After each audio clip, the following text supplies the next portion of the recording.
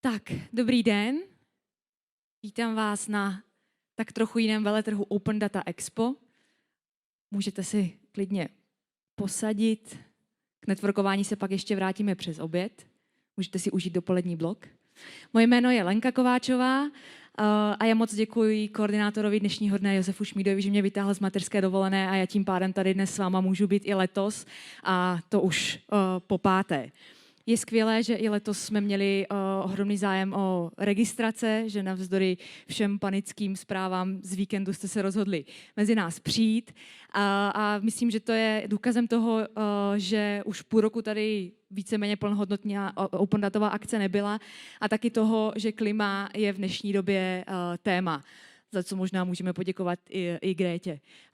Kromě Gréty bych dneska moc ráda poděkovala hned na začátku partnerům, a to společnostem Ysoft, Ampere Meteo a CZ-Nik, mediálním partnerům Světuchytře.cz, Ecolist.cz a Euractiv.cz.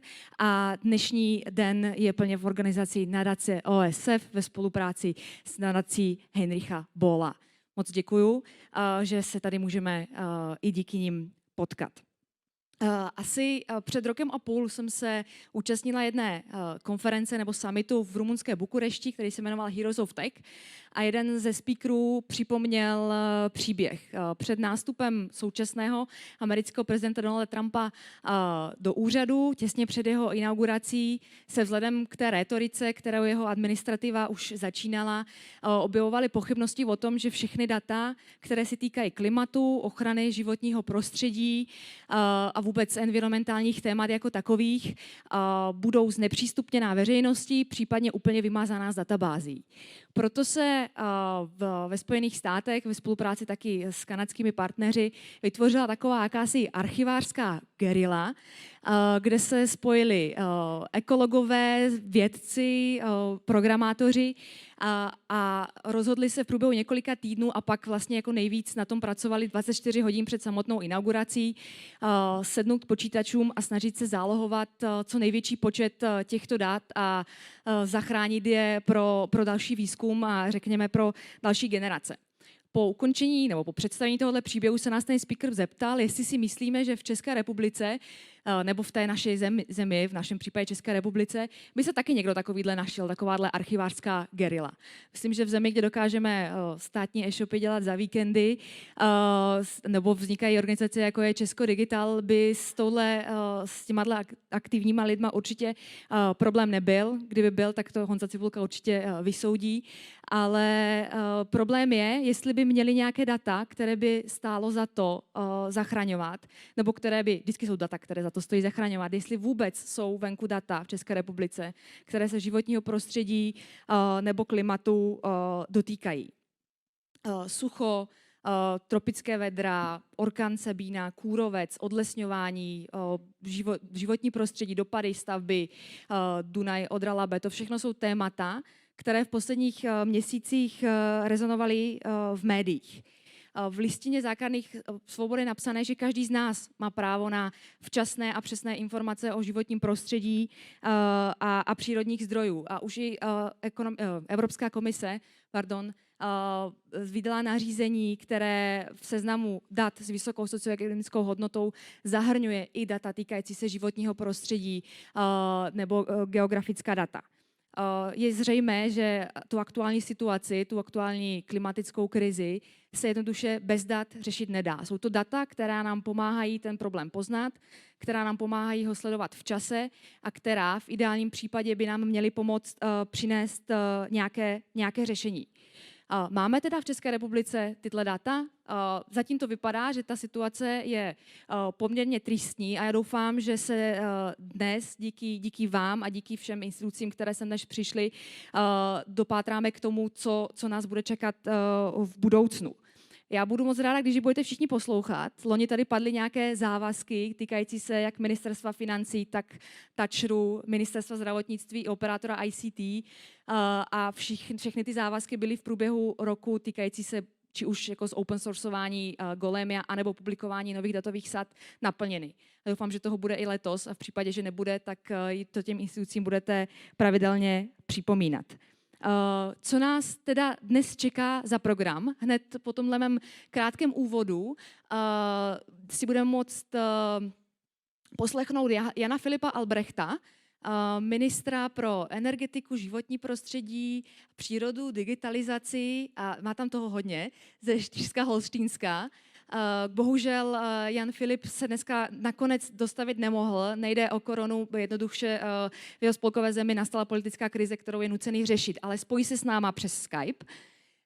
Následně bude opět nasledovat online vstup, a to Sigurdura Loftura Thorlaciuse z Islandu.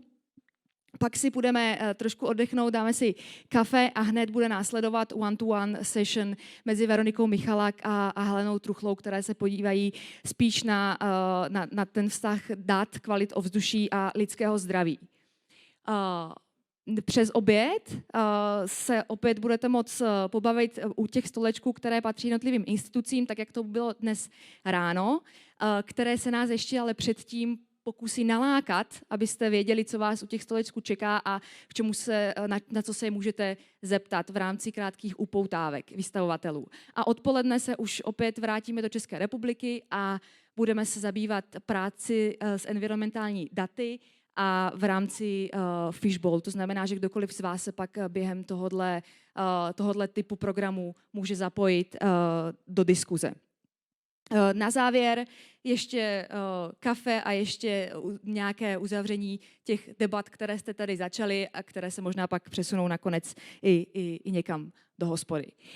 Já už jsem dneska jednou partnerům děkovala, ale chtěla bych ještě využít ten prostor a poděkovat za záštitu hlavnímu městu Prahy, díky kterému se potkáme i tady dneska v kempu, za podporu programům Country for the Future a Active Citizens Fund a pak těm vystavovatelům, kteří se rozhodli nás podpořit i jinak než svojí účastí, a to Úřadu vlády České republiky, agentury Senia a webové platformě Fakta o klimatu.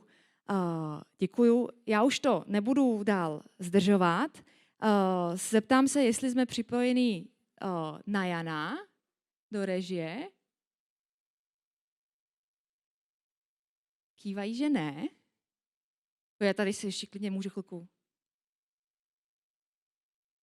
Ano, tak než se připojíme na Jana, tak ještě připomenu, můžete nás sledovat na hashtag #ClimateODE, na Twitteru na OSF, Facebooku OSF a v případě, že se budete chtít připomenout program, tak na zadních stranách vašich jmenovek jsou tyhle QR kódy, jak v češtině, tak v angličtině, takže je můžete využít. Teď se zeptám. Já jsem totiž to tady, Jana, před chvilkou viděla. Ano. Hi, can you hear me? Yes, I can hear you. Hello. Okay, so I'm not going to make it any longer. The floor is yours, please. Thank you very much. I'm very happy to be, at least in an online way, part of your Open Data Expo.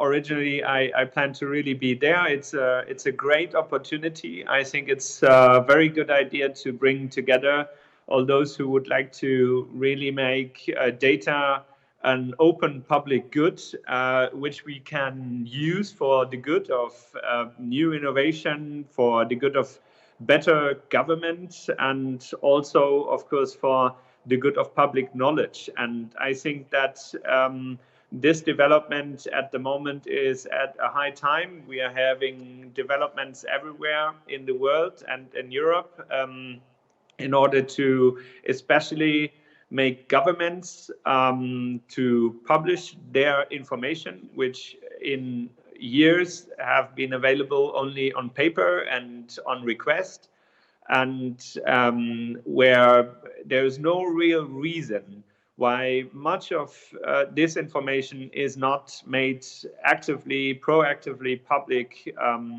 to use it. And today, where we have new processing possibilities and a vast of storage capacities and processing capacities, and especially also, of course, the chance of using this data for machine learning, for artificial intelligence, and learning algorithms, makes it so useful to have data which is gathered more than ever by sensors and many systems which we have built up, and use it for the development of new products, new services, and of course, better public decisions and public debates. And I am here as a minister for digitization and also other important stuff like agriculture or energy transition in Schleswig-Holstein in northern Germany, which is one of the 16 German states. And we are trying now to do exactly that, to make available as much data as we have throughout our state authorities and the local community authorities, to use it for some good developments. For example, when people in a small village or a small city, town, want to assure their children to have a safe way to school, you could today program a system which gives you the safest way between point A and point B, by analyzing data about traffic lights, about accidents, about the situation, the visibility of traffic in the streets, and of course about the fluctuancy of cars in the street, etc., etc. And this is just one example of many where easily local data which is available, for example, also of schools about the number of their pupils and of the cars running through the street, and using this data in an easy way to bring a profitable new idea to life, and to heighten, so for example, security level in traffic, or to heighten also health and environment issues, and in particular, of course, to manage air pollution or climate change challenges which we are facing everywhere at the moment. And therefore, we are passing or we are proposing new laws. Here in Schleswig-Holstein, I have proposed a digitization law, which mainly brings in the rule that there should be open data by default. So whenever a public authority gathers information, the authority, of course, has to assess the amount of personal data, which is to be separated, and then, of course, also has to use formats and systems which are already implying that non-personal data is to be published in the end.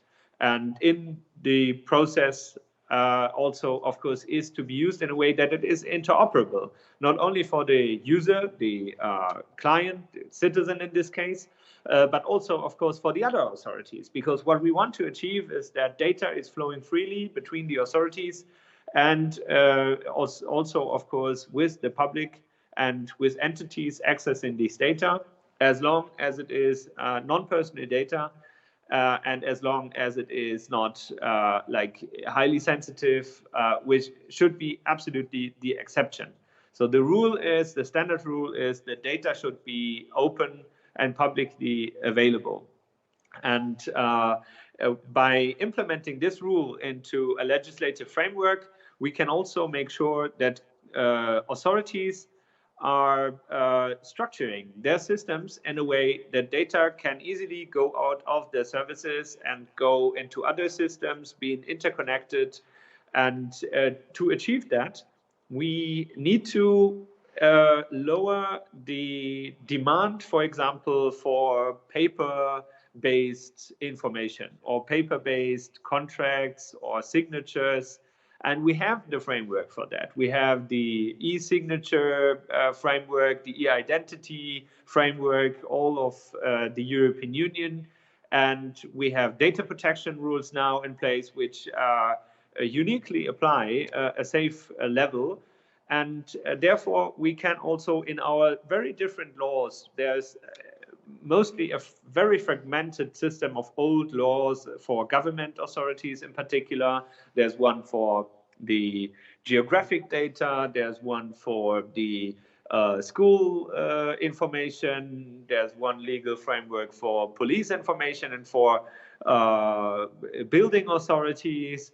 And all of this should be brought on one single level and also on one single framework of words, because words matter in legal terms, and very often, while there are older words and terms, there might be not fitting to the digital age anymore.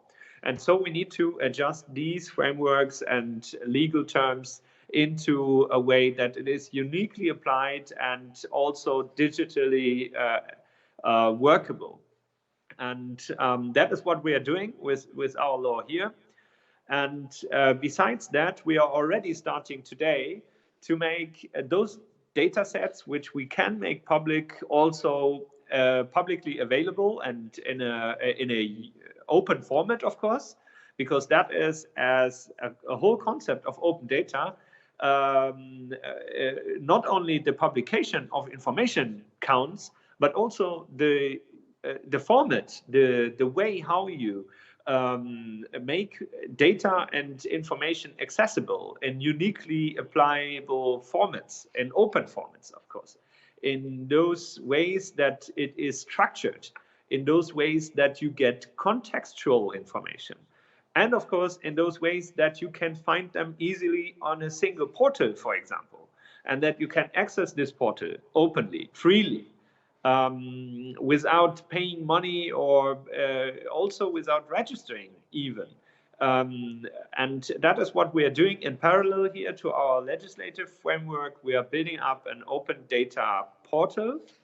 And this open data portal for Schleswig-Holstein today is already the biggest portal in Germany for open data. Although, of course, there's still a high potential of getting better. But we have the biggest amount of data sets available already today by local authorities and by Länder, so state-level authorities here in Schleswig-Holstein. And you can access them, and you get, for example, data about the water quality in our rivers, or the data about where do I find, like geographic data, where do I find protected nature, where do I find waterways to do sports, to do water sports or water places, and also information about environmental questions, like where are, for example, old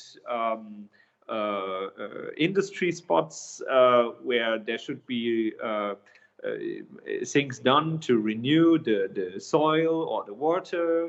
And all of this is openly accessible for those, of course, who would like to use this data and who would like to see what we can do to be better and to implement new solutions.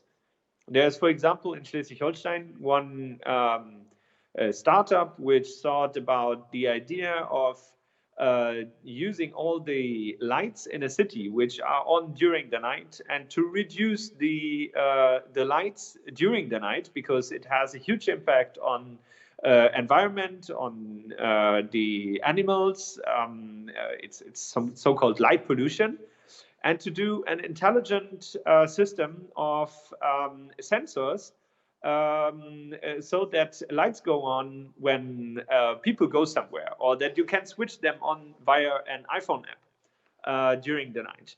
So this is a way to make things better in local communities based on the data of also communities, because you need to first of all know where are all the lights and how are they steered, for example, and to understand, in order to understand if there is an opportunity to make things better and to propose a new system, to learn, to have a learning system, for example, also for traffic movement in a city. We have a lot of cities and rural communities who try to organize demand-based mobility offers. We have electric cars as car-sharing cars standing around in rural areas where you can book those with apps. And for those, you need data first. You need data about the mobility use and the mobility demand in your local communities. And all of this can be found out also by public data, because sometimes public data is available for purposes completely different. But you have this information and you could use it for something completely different to make things better in the end. So today you can access this portal, this open data portal already, and get all of this information here in order to do those improvements. And of course, we still need to get not only more data in, but also better data. So we need to really make this information better to use it, to contextualize it, but also to improve quality of data. Maybe even by saying that there should be in a certain area more sensors for certain questions, even publicly funded. That could make absolutely sense. For example, when we talk about climate change projections, we need more sensors in many areas, and also to make it available quicker, because sometimes data takes a long time until it is brought into a public authority file.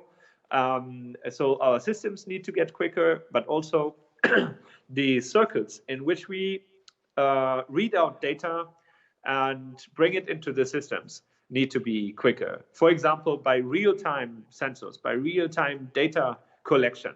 And therefore, you need to have systems which allow you to directly publish data from sensors and from data collection. And I think that we have to have safe legal frameworks for that. That is what we're working on. Therefore, it is good that we have a safe legal framework for data protection, because it makes things easy. We have one single legal standard now, and it allows us to have authorities not thinking about what that means for data protection all the time, but to know they need to follow certain standards. They need to implement it in their systems, but then it's also fine. They can then go for it and have anonymized data, for example, being published quickly by real-time publication. And of course, then what we also need to do is to improve the use of this open data, because it doesn't make really sense to now invest a lot into open data structures and the collection and publication of data in public authorities, which of course has a high amount of personal use for the moment of transition at the moment. So many authorities are very reluctant to go that way, because they know it costs them a lot of time for the first time to implement new standards and new sets and new procedures, to already think about the publication of data when they collect the data, to already think about the fact that data in the end need to be published on an open data portal in the moment when they collect and process information, and to restructure their procedures in a way that open data publication is always one part of the authority's workflow. But all of that only makes sense if then the usage of those openly published data is also incentivized and brought forward. For example, by involving citizens into the collection and improvement of the data sets, and of course into the development of new services. So authorities, as we do today, could do hackathons or other forums where they take a set of data and give it for the development of new ideas and new services, which most of the authorities wouldn't think about is possible with their data. But in the end, somebody has a very good idea in order to incentivize new developments and the use of personal, or not of personal data, of authorities' data. And that can be done by offering hackathons or other forums to invite citizens into the use of these data, or also companies, startups, and of course, also to let them then feedback the need for certain additional data, because sometimes there is a set of data having like important data indicators for the authorities, but in order to allow for a very good further development, maybe even to make better public authorities work, there is one additional indicator which should be gathered. And then this should be feedbacked into the authorities. And the authorities, the government officials, need to have the normal attitude to ask for this feedback in order to improve the usability of their data sets, to improve the usability of publicly available data and information, because it comes to the profit not only of those who program something with it, but also, of course, of the public authorities themselves. And what can be very helpful is that there should be also, for example, the science and research institutions brought together with the authorities in order to assess the quality of information and to make sure that the use of open data in authorities is made in an intelligent way and up to the actual technical state of art. And that is what we are doing. For example, here we have a steering committee, more or less, between our digitization ministry and the university here in Kiel, about the cooperation in terms of assessing open data standards in our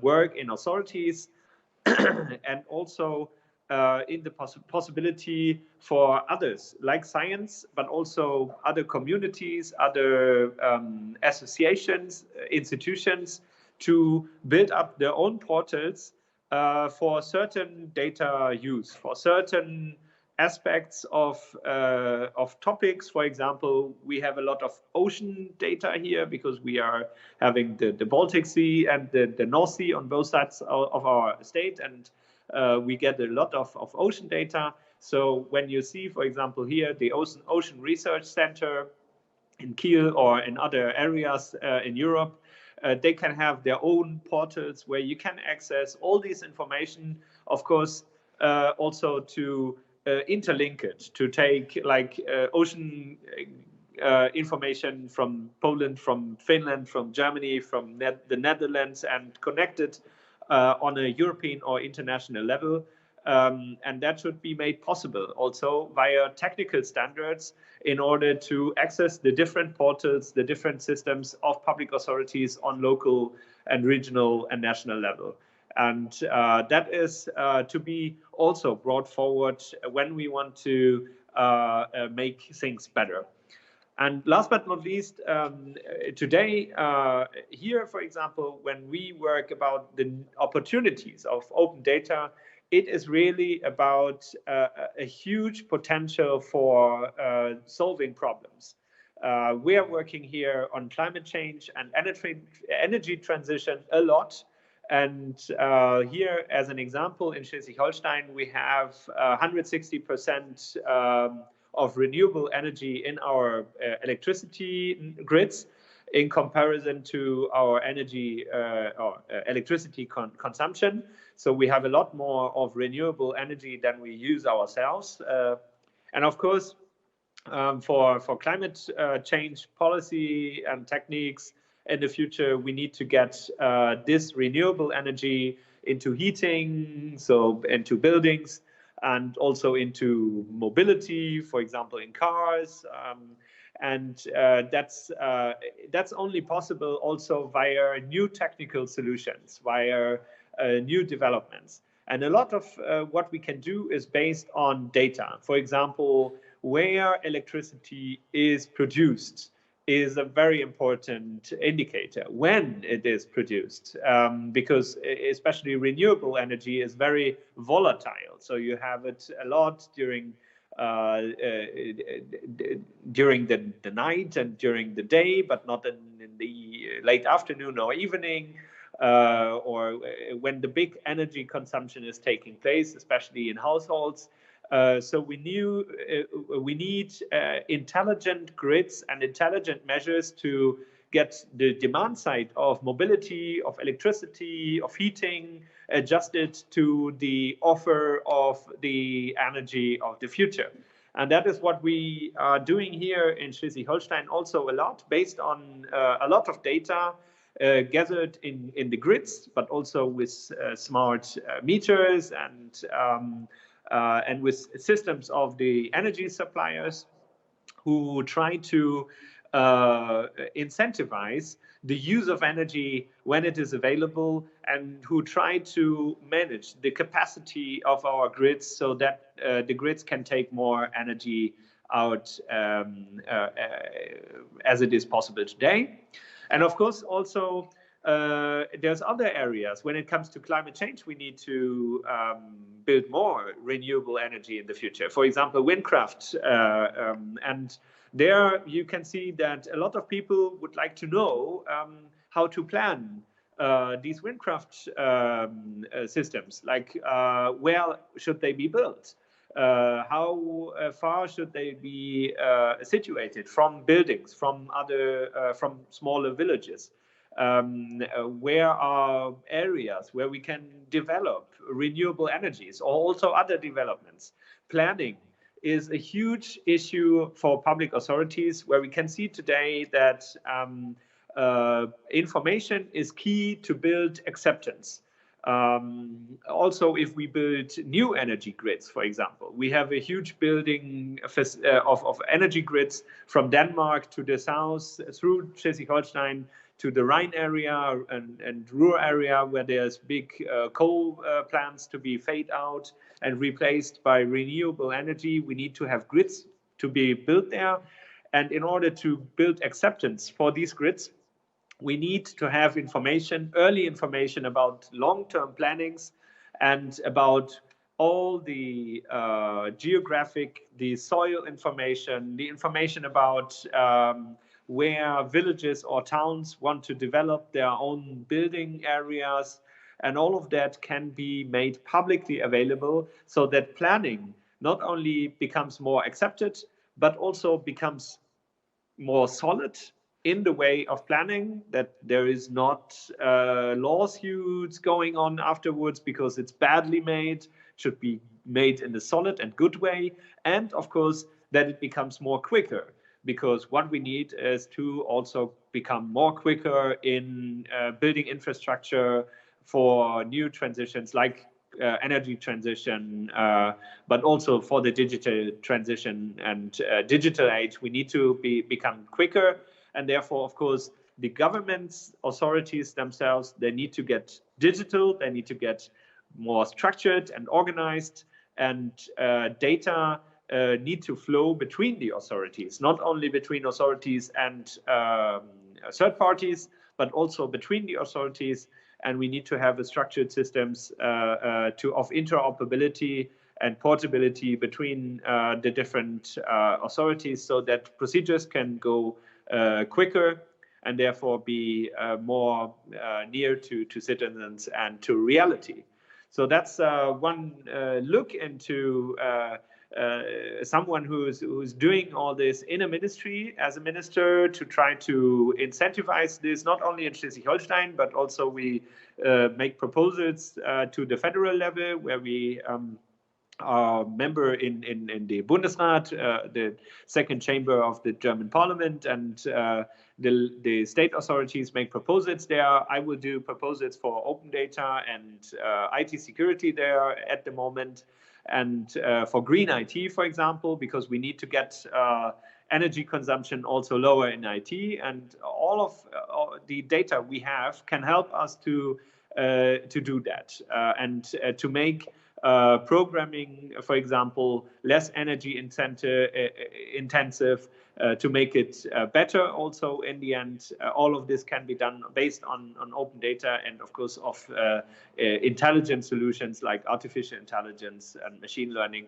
And we need to foster the development in this area. And I'm very happy that there is a huge public crowd which wants to work on that. And I'm very thankful for all the organizers to organize today's event in Prague, which I'm unfortunately not able to take part in personally due to my government work here. But I'm wishing you a very good and productive day and very good debates together. Thank you very much, and best regards from Kiel.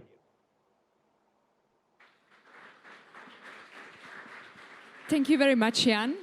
Do we have some time for some questions from the audience? Sure, yeah. Yeah, thank you very much. Máte nějaké dotázky? Do you have any question for Jan?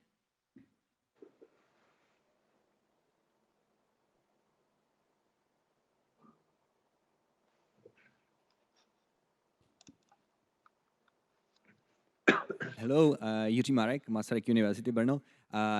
Thank you for your presentation. You mentioned science. Is there any citizen science platform, for example, now in place in your city? And if yes, do you support it as a public administration to, for example, exchange the open data between universities and public authorities? Thank you.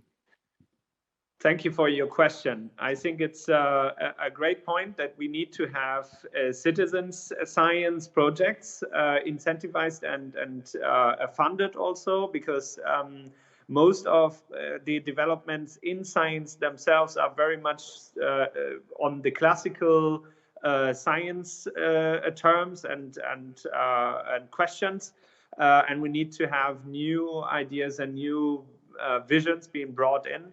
And in fact, we have one project here at a high school in Schleswig-Holstein, which is exactly doing that, and where the Ministry for Science is also funding a project in order to bring in people and to let them try out things with open data and with the public authorities' data. But of course, I could imagine far more. I think that we should do that also on a federal and even on a European level, because that is what we really have as a huge potential and opportunity in Europe to make those developments like a real forefront for the digital movement worldwide, and therefore also have the possibility to set some standards internationally, because I would really think that it should be the European Union in the end setting a standard for open data and for and advocating for the use and for the potential of open data in order to foster growth and innovation, but also to do solutions on all levels, even on a global level for public good. Thank you. This is Václav Muchna. You mentioned that it is also important to use less energy, and perhaps governments will tend to incentivize using less and less energy through taxations and other means. As a consumer, I don't like it necessarily because it impacts my comfort. And as someone who really believes in science, I believe personally that the solution is in finding new ways how to create clean energy, not to limit the use, but to increase the amount of clean energy we can produce. So do you incentivize such activities, or what is your view on this? Absolutely. As I indicated, here in Schleswig-Holstein, we have already a lot more clean, so renewable energy than we can consume in our electricity market. But that doesn't mean that we already supply all energy demand with renewables. And if you look into the data available throughout Europe, we are far behind our goal to have a high amount of renewables in all sectors, especially in the traffic sector. The amount of renewable energy in the traffic sector at the moment is about 3 to 5%. So it's almost nothing. And the amount of energy renewable energy, which we will need in order to replace this already existing energy consumption is huge. And all scenarios of how the European Union as a whole will get to its aim of climate greenhouse gas neutrality until 2050, which is what we need in order to also get our climate aims of the Paris Agreement in line. All these scenarios foresee that you can't only supply everything by renewable energies, you also need to foster energy efficiency and to also limit energy use. And there's one issue, for example, which I find really interesting. That is what we just recently saw, that, for example, we tested software, and there was some open source software and some closed source software which we tested, and we realized that the open source alternatives were having a far lower energy consumption than the closed source, because the closed source even consumed energy when they were not used by us, which means maybe they do other processing activities. But that's just one example where you can see that, of course, there is a potential to also lower energy consumption. Also, we have a vast amount of small processing capacities. Like every authority here has its own server room. And that is for different reasons, mainly just because they just build it once. You could reduce the energy amount for the processing capacities vastly if you would centralize a bit more the processing capacities. That doesn't mean that we have to centralize everything worldwide, but it means that there is a potential to also reduce energy. And if there is a potential to reduce energy, I think we should use it and not just let it consume energy which doesn't have to be. But in general, of course, I absolutely agree with you that we shouldn't like reduce the services which we want to use. We should work the most on efficiency and replacing it with renewables. But in the end, I think we will be getting into the discussion also to reduce the footstep on what we stand. If you think at the moment Europe has a footstep compared to the world consumption, which is sustainable, which is 3 to 5 times higher than sustainable. So we need to also have this discussion. But I see the point that, of course, this should follow the efficiency and a building up of renewables. Thank you very much. We have time for one last question.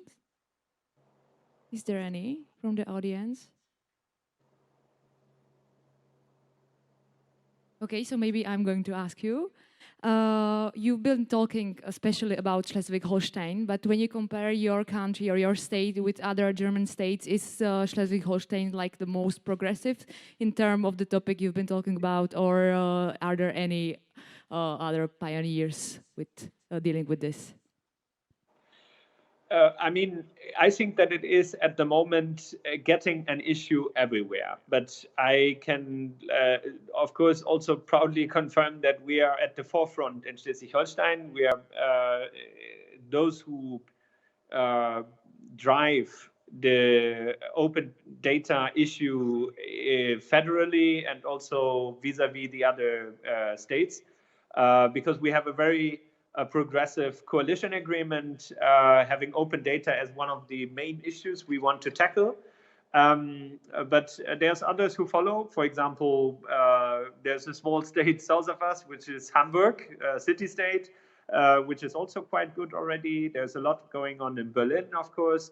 And I hope very much that we will be able to foster this everywhere in Germany. But I also hope that the European Commission is taking a lead in it, which we want to also press for, even on an EU level, because at the moment we see a lot of digital agendas coming up on an EU level. But on all of these agendas, the issue of incentivizing or even regulating open data European-wide in the member states is not really part of. And I really hope that we can press together for this development to come up, so that we have a real development everywhere in Europe to really make open data and public information access a reality all over Europe. Thank you very much. Thank you very much for your time, Jan. It was really nice to see you. Dámy a pánové, Jan Philipp Albrecht, prosím vás o potlesk.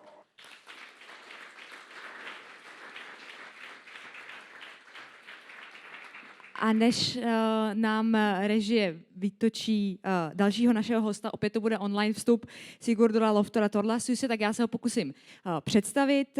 Sigurður je environmentální inženýr, který se specializuje na změnu klimatu, uhlíkovou stopu, hodnocení životního cyklu a certifikaci udržitelnosti budov.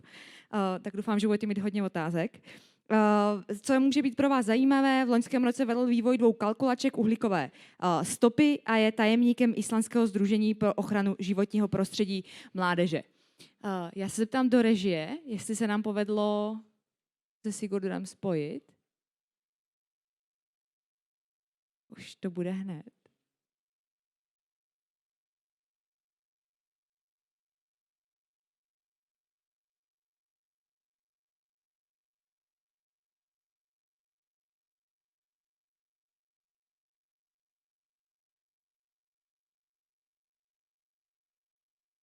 Se mluvám za prodlení, ono největší problém všech konferencí o digitalizaci a technologii většinou bývají technologie a digitalizace, takže to chvilku trvá.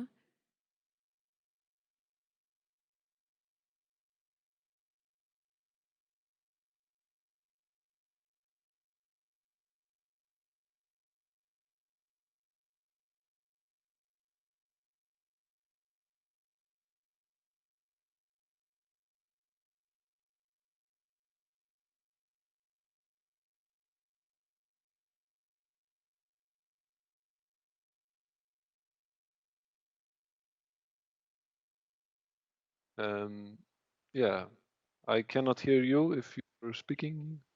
Oh, can you hear me now? Yes. Oh, excellent. Hi. Welcome. So the floor is yours, Sigurður. Thank you. I'll try to share the screen now with you. Let's see if it works. Can you see my screen? No, unfortunately. Unfortunately not. Okay, let's see. Oh yeah, there we go. And that should come now, or? Yeah, we can see it. Great. Okay, so thank you for letting me participate in this event. My name is Sigurður, and I'm an environmental engineer, and I live in Iceland. And I'll talk a little bit about carbon footprint, types of carbon footprint, and open data. And I work at Apple Consulting Engineers, and I'll start by introducing us a little bit.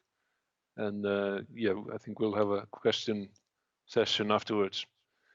All right, so, oh wait, can I hide this here? Okay, there we go. So I work at Apple Consulting Engineers. We have around 400 employees and a 40-year history. And we have focused on getting all the certifications needed. And let's see, we have offices around the world or around Europe, mostly in Iceland, of course, but I guess the closest to the Czech Republic would be in Germany or France. But let's start with the presentation itself. So global warming. How is the status on global warming? First of all, I like to start all presentations with this. The goal or the goal of the Paris Agreement is to keep global warming below 2-degree warming and as close as possible to 1.5 degrees. And sorry, I think the presentation is going by itself. Sorry for that. Yeah, we want to limit global warming to 1.5 degrees, but current policies are going towards 3-degree warming, so we're not doing enough. And everybody needs to make their contribution: governments, companies, institutions, and individuals. Yeah, sorry guys, I need to fix this. It's going automatically. There we go. Slides were going without me pushing the button. But the next slide is this one. It just emphasizes that the longer we wait, the harder it will be to limit global warming to 1.5 degrees. So we have a carbon budget that is shrinking very fast, and we only have around 7 or 8 years worth of carbon budget left. So if we wait several years, we need to decrease the emissions even more drastically. And so about climate data, because we have this very short time and we need a paradigm shift, we need to change the way people think, then we need accessible climate data, and we need it to be visible to everyone, and we need to educate people very quickly. And in my mind, every product and service should be labeled with a carbon footprint. When you go to the store, you should know what is the climate impact of what you're choosing. How otherwise could you be make an informed decision? So yeah, we really need accessible climate data. But the challenge for free or open data is that these calculations, the calculation of a carbon footprint of a product or emissions for a sector, they take time and therefore they cost. And I guess it depends on who funded the calculations, if they are public or not. So I have an example as a consultant that we, for example, saw the need for a carbon calculator that calculates the carbon footprint of food, but we went ahead and did it in our own time, and then we have to rely on selling access to the calculator. Whereas we made another calculator that was funded by a public company, and then it's made accessible, it's public. So there is a challenge of having this data free because of the time spent in generating it. But again, in my mind, if it's from a public body, made with public money, then it should of course be accessible to the public. Should be, at least. All right, so I've been talking about carbon footprint a lot, but now I want to define more what I'm talking about. And I'll talk about 2 types, or almost 3 types of carbon footprint. You could be looking at the whole country and looking at the territorial or production-based carbon footprint. This is the most common one when we think about countries and their carbon accounting. Then we're talking about this type. It's only what happens within the boundary of the country. But I will also talk about life cycle assessments, and that's where you're focusing on a process, for example, creating a product or making a product. And this takes emissions from the supply chain. So from all the production of all raw materials and so on. So I'll introduce this better later on. And then there's another type that is consumption-based life cycle assessment. And then you're not focusing on a process, but rather using an economical model. Yeah, so this might sound a bit complex now, but I'll talk about them now. So first of all, what's the difference between these? I'll use an example of a city here. When we're talking about terrestrial emissions, that's the blue circle that you see. This is like the national inventory reports that every country has to make and send to the UNFCCC. They lack the emissions that are happening abroad or outside the boundary. So there are emissions happening for generating all the products that are consumed in the boundary, but they're not in the counting. So and also emissions downstream. So if certain waste is exported for treatment somewhere else, that's emissions happening downstream the supply chain. Right, but yeah, before I go further, I'll just put this forward. Working as a consultant in this field, I can think of these places where you can access open climate data. For the territorial part, you have the IPCC guidelines that have a lot of emission factors, and then the national inventory reports, the national accounting that I was talking about. They have a lot of data, and I use them quite a lot, the Icelandic one, in my work. And then for the life cycle assessments, you have so-called environmental product declarations that are free for use and made by the producers. I'll talk about them later on as well. And then there are some life cycle assessment databases that have open data. So you can note this down if you like. But I'll start now with the territorial carbon footprint, talk about that a little bit. So I mentioned the IPCC guidelines. These are guidelines that were made in 2006 to help countries make their carbon accounting for the country. And they were refined last year. I haven't looked into it, but I'm sure they have made some good refinements. And in there you can find quite a lot of emission factors for this and that. The national inventory reports that every country makes and sends to the UNFCCC, they are based on these guidelines, and but they have some country-specific data, so you can find them in these reports. And if you Google national inventory reports, you find the UNFCCC site.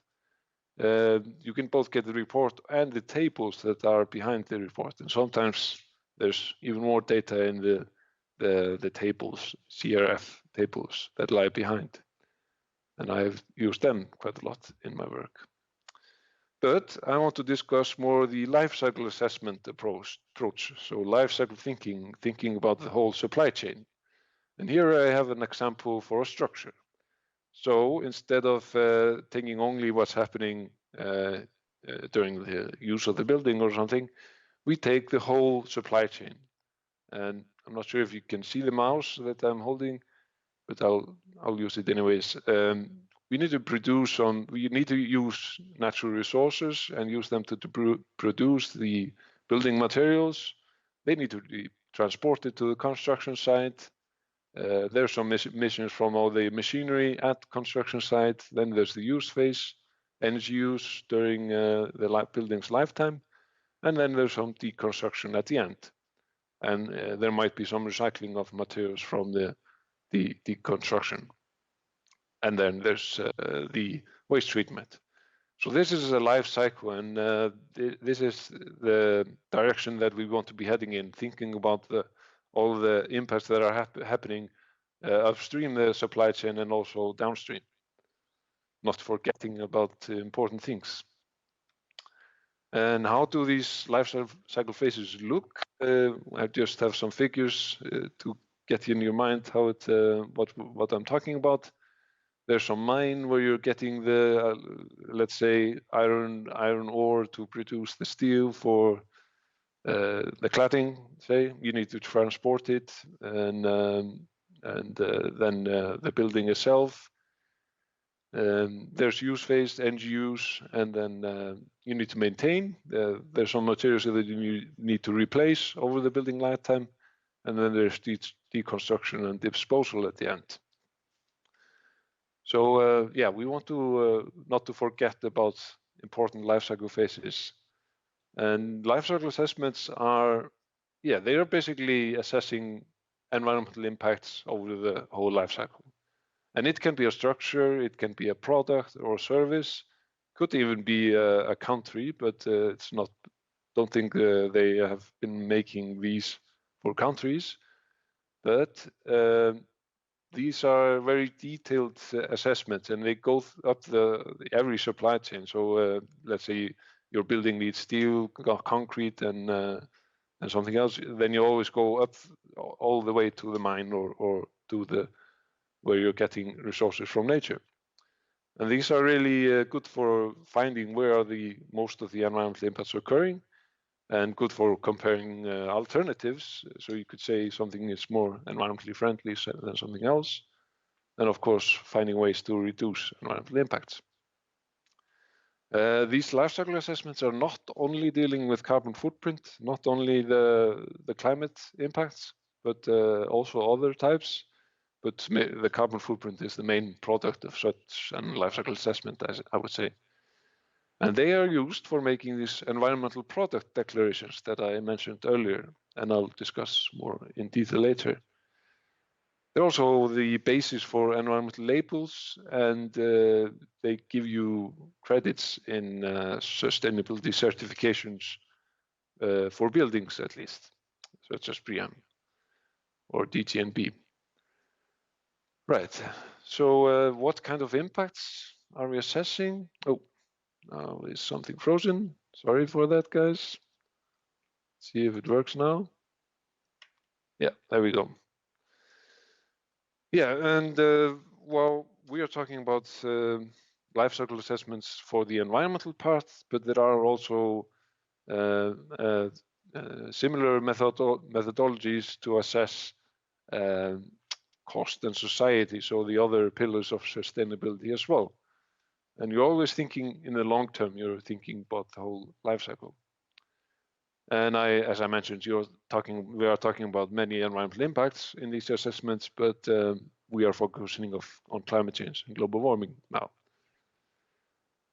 Okay, just to show an example, a life cycle assessment that we did for a building.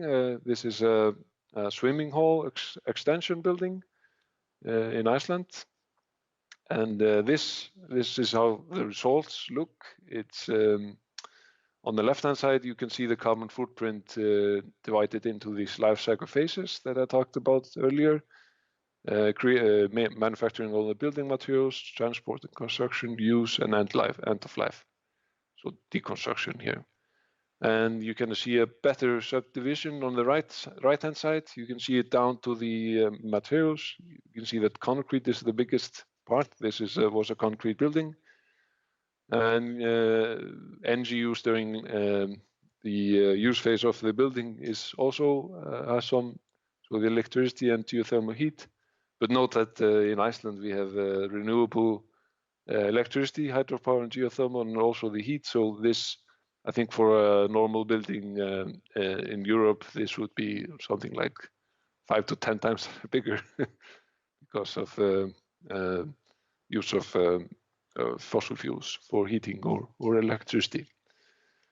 So there was just to focus on or explain how you can use such life cycle assessments to make informed decision.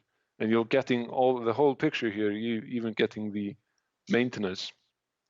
And so yeah, I'll continue onto the environmental product declarations. And that's doing a life cycle assessment for a product and then declaring it in a standardized way in this EPDs, as I will call them, environmental product declarations.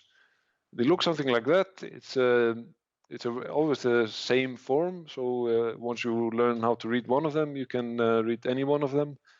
It's very standardized, and they are based on international standards. And in such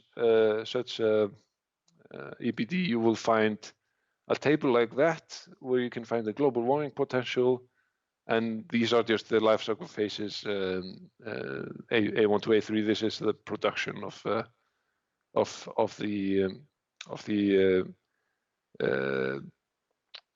the product. Don't remember which example this was, but you can also read about these phases in the standards. So this is like having a nutritional label, as you're very used to having a label on food that you're buying, but you should also get the carbon footprint and energy use on the sort of a label on every product, in my mind at least.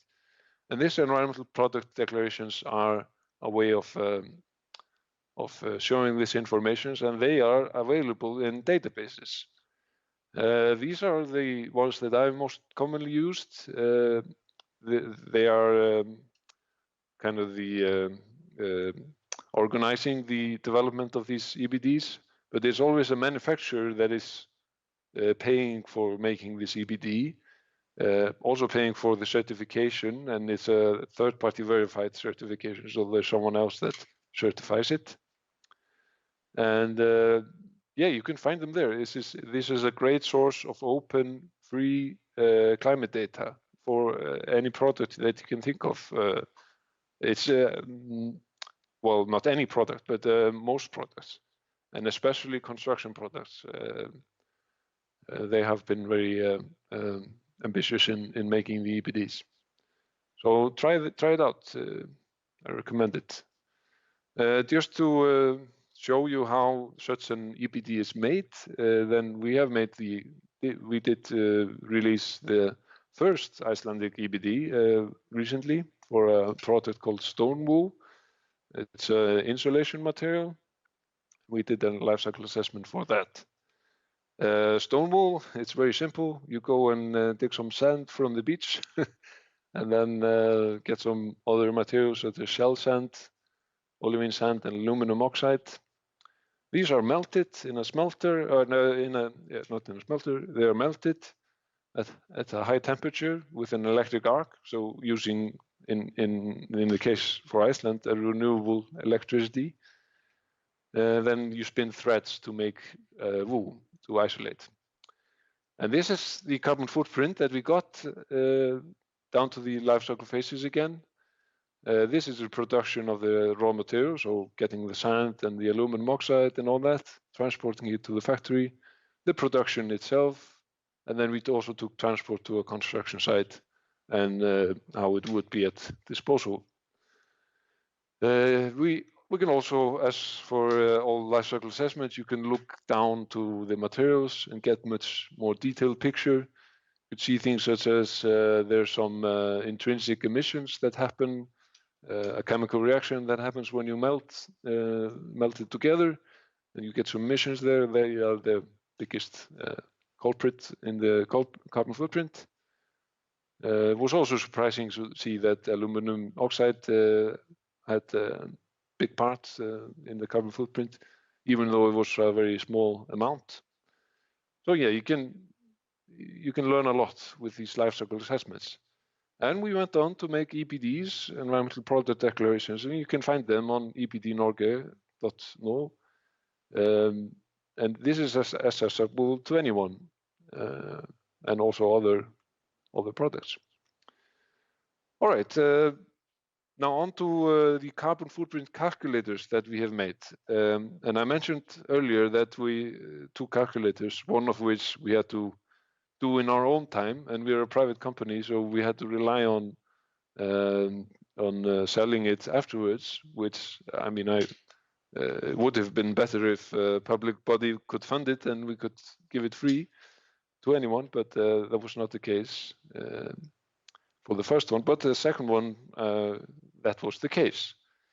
So the first one is called matarspor, or the food carbon footprint, you could say, footprint.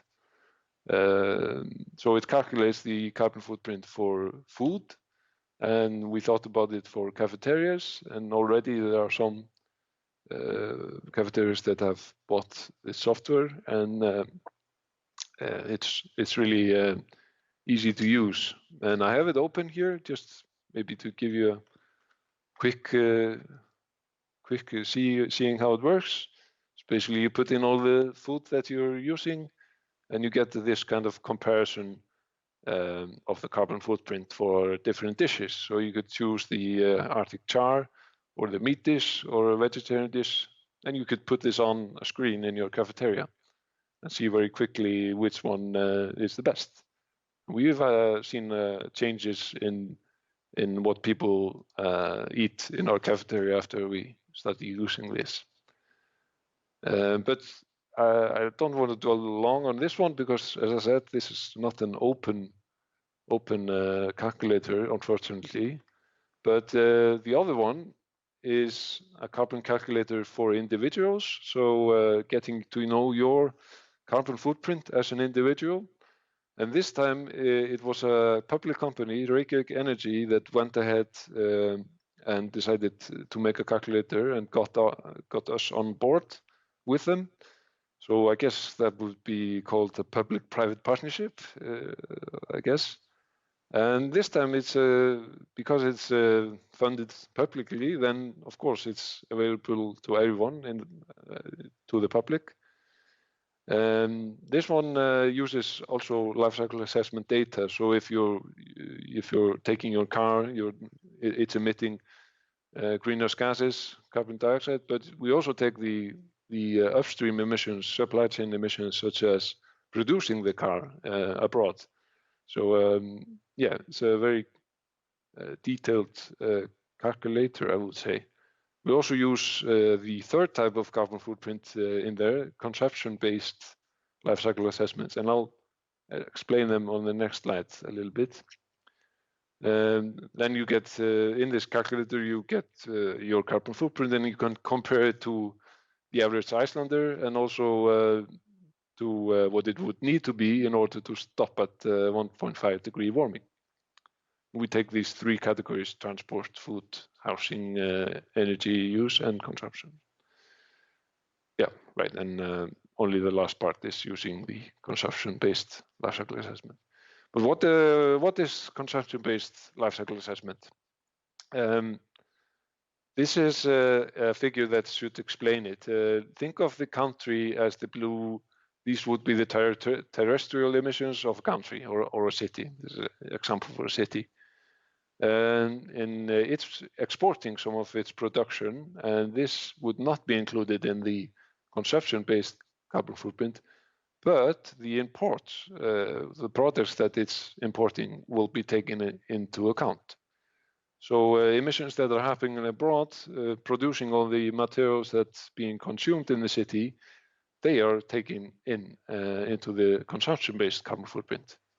And it's basically taking the inhabitants of the country and saying what is the impact due to their consumption. So going up every supply chain, looking at the emissions that are happening up the supply chain. And it uses an economical model, so it's basically works that way, that if you spend this much money in a certain how do you say, sector of the country, then they get this amount of emissions. Right, so we also use this type of LCA to make the calculator. And I want to open it, but I'll just, I think I'll just open it now and show you how it works. We have an English version of this as well, so you can try it yourself, but it will be based on Icelandic data. So this is the carbon footprint of the average Icelander, and we are very far away from what it would need to be on track to staying within 1.5 degrees. We would need to be within 4 tons of CO2, but the average is around 12 tons. So we need to reduce it 3 times, or it's be 1/3 of its footprint. I'll just walk through really quickly. I have an electric car, so we take the transport first. I didn't fly at all this year. I'm trying to reduce my carbon footprint. That's why I'm giving an electric presentation right now, but not physical. I am a pescatarian. Yeah, that's where the food comes in, based on the other calculator that we did. I live in an apartment around this size and this many people. And note that this is Icelandic data, and we will get very low energy use emissions. Then there's the consumption-based part, and now it's a matter of how much do you spend in each field. So behind this, I could say, yeah, I spend a lot on rent, and I spend very little on hotels, for example. And on to services. No, that was services. Now it's products. Let's say I buy a lot of furniture, and so I do that. All right, so I get my carbon footprint, and I see it compared to the average Icelander. I'm doing better in travel, but and in food, but have more consumption here. So how did we get this 1.5 degrees? It's an interesting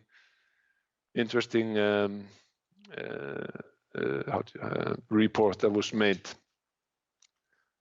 called 1.5 degree lifestyles. I recommend that you check it. And we actually have to be very low to be on the track of staying below 1.5 degree warming. All right, I think I have 1 minute left or something. So I'm now to the summary slide. Just the important points that I've made. We have a very short time. Our carbon budget is shrinking quickly. We need open climate data to get this paradigm shift that we need. And there are 3 types of carbon footprint that I've talked about. Territorial, then the process or conventional LCA, life cycle assessments, and then based on consumption. And I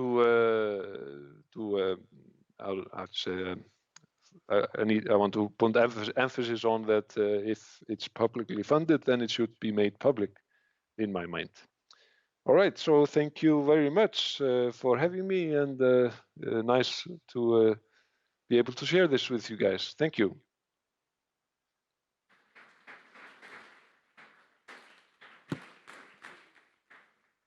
Thank you very much for your presentation. We have some time for questions. Do you have any questions?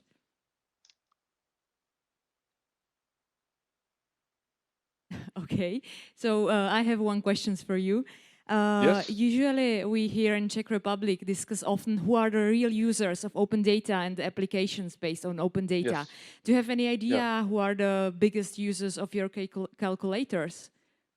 Yes, well, these 2 calculators that we made, the first on the food print, or food carbon footprint, it's used by cafeterias, so companies, usually companies with more than 100 people or so that have them in their cafeterias. And the state is thinking about buying our calculator and using it in all public schools or public buildings. And that would be really great. And then it turns around. It's not, we don't have to sell it anymore. Then it would be paid up by the government. So hopefully that will go through. For the individual carbon footprint calculator, we made it public, and it's out there for anyone. And I think in the first 2 or 3 weeks, we already had something like 20,000 hits. And there's only 300,000 people in Iceland, so that's almost 10% of the country. So yeah, everyone in that calculator. But if you're thinking about other climate data, such as the national accounting, national inventory report, then who is using that data? I would say at least consultants such as me working in the field. I'm very often getting data from there, and I also checked your national inventory report to see if it's public and open and all that, and it was, and you could get some data about certain sectors there, and I don't think the public is using that data so much, but rather, yeah, consultants, institutions, and also maybe companies that are trying to be ambitious in their climate goals. And I should mention that the Icelandic government has put forward the goal of being carbon neutral in 2040. So, and we're trying to get the whole society on board, companies, individuals, municipalities, everyone. So everybody is thinking about this. And I think in the end, the users of open climate data will be everyone in the country, because we need to work on this together. Okay, thank you very much. Right. Yeah. One last chance for a question. Yeah, we have one. Yes.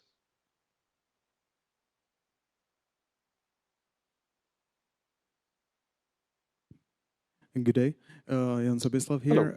Thank you for your presentation. I would like to ask you, do you have any agenda for the international cooperation, especially regarding cooperation with quickly growing markets such as China, India, etc.? The international agenda, and growing markets. I'm not sure if I understand the questions completely, but the emerging markets are very important. They need to decarbonize quickly because it's a growing source of emissions, obviously. And we should focus on that in international policy to get everyone on board and everybody to set their goal of carbon neutrality at least 2050, or I would say, and hopefully there will be an international agreement soon on carbon neutrality of the whole globe, because that's what we need in the end. And then comes into play the part who's responsible or who should bear the highest responsibility. And I think it's fair that wealthier countries and also countries that have emitted a lot in the past should take even larger steps to reduce their emissions, but make sure to reduce your consumption-based emissions and not only the terrestrial ones. Because if, let's say, I can make an example here in Iceland. We had a cement factory years ago, 10 years ago or something, 15 years ago.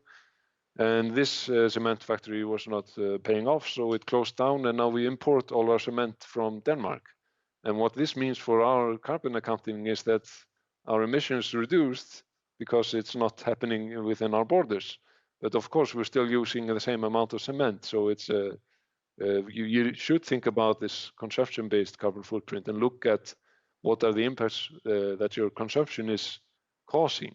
And then when you start doing that, then certainly wealthy nations have a very, very high carbon footprint, such as we had for the average individual was 12 tons. And if you take the government and companies as well in Iceland, it's around 22. The